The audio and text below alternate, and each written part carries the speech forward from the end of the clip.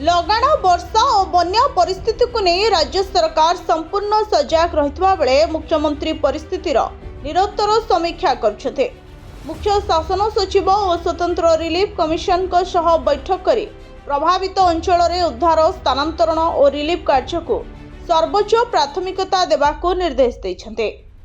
बालेश्वर, भद्रक और जाजपुर रे बन्या परिचालना पई 3 जण वरिष्ठ आईएएस अधिकारी को स्वतंत्र दायित्व दिया जाइथिबा बेले एसआरसी नियंत्रण कक्ष को 24/7 सक्रिय रखा जाइछे। एनडीआरएफ, ओडीआरएफ, अग्निशम और पुलिस बाहिनी उद्धार कार्य रे नियोजित अछन्ते। राजस्व मंत्री आकाश मार्गरू बन्या स्थितिर समीक्षा करी प्रभावित अंचल रे शीघ्र सहायता पहुंचाइबाकू अधिकारी मानकू निर्देश दैछन्ते।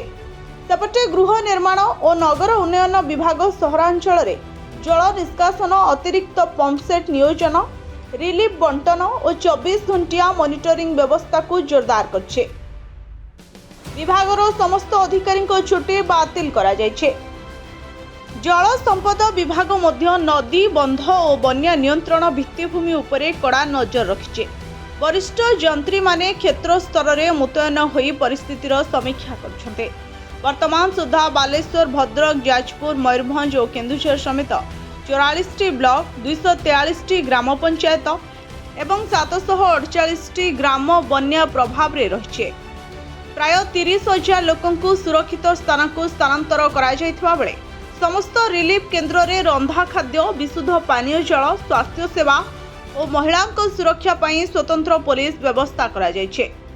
बन्या परिस्थितिर मुकाबिला पई समस्त विभाग समन्वय रक्षा करी युद्धकालीन भित्तिरे कार्य करुथुवा बेले जनसाधारण को भयभीत न होई प्रशासन परामर्श पालन करबाकू सरकार अनुरोध करछथे।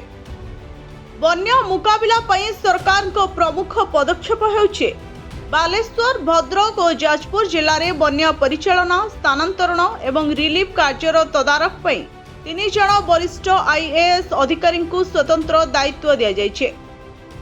जलस्तर एवं बन्या परिस्थिति उपरे निरंतर नजर रखिबा पई एसआरसी कार्यालय और राज्य जरूरीकालीन नियंत्रण कक्ष को 24/7 सक्रिय रखिबा को निर्देश दिया जायछे। तलिया अंचलर लोकमानंकु सुरक्षित स्थान को स्थानांतर करबा पई एनडीआरएफ, ओडीआरएफ, अग्निशम बाहिनी और पुलिस प्रशासन को संपूर्ण प्रस्तुत रखा जायछे।